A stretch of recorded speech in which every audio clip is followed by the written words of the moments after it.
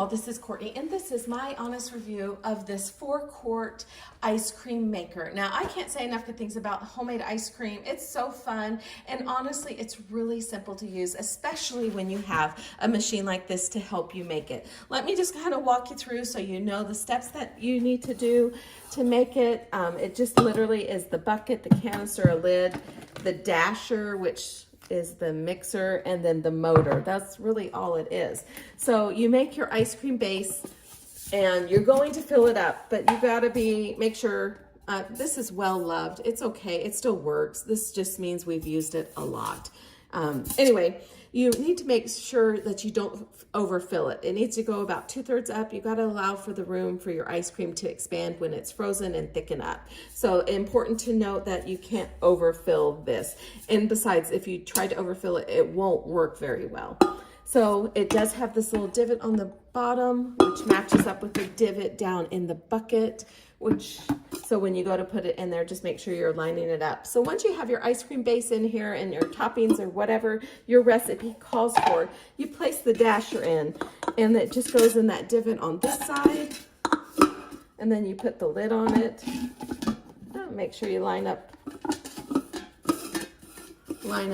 this part with this part of the lid.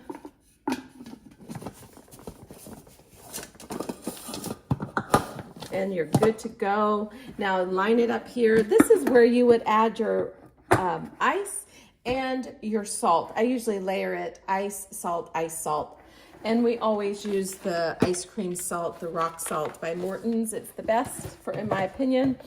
And now you're good to put the motor on. You just put the motor on, line it up. It's a lot easier when there's a little bit of resistance because you have stuff in there. That's okay. So put the motor on, it locks into place. And all you have to do is plug it in. And the amount of time it takes for your ice cream to freeze depends on the recipe. I've found that the more fat that's in your ice cream, the faster it will freeze. Now, as you can see, the canister is spinning, but the dasher and the motor stay the same. Your ice cream is churning. Sometimes you'll need to add a little more ice, and sometimes you'll need to add a little more salt. That's all part of the process, but it's fun to watch and see that ice cream, the mix turn into ice cream. I just think that's a lot of fun, especially if you've never experienced it before. And when you hear that ice cream or the motor slow down or sounding like it's struggling or completely stop, do unplug it immediately, and voila. You just, hold on. You just take this out and you have homemade ice cream.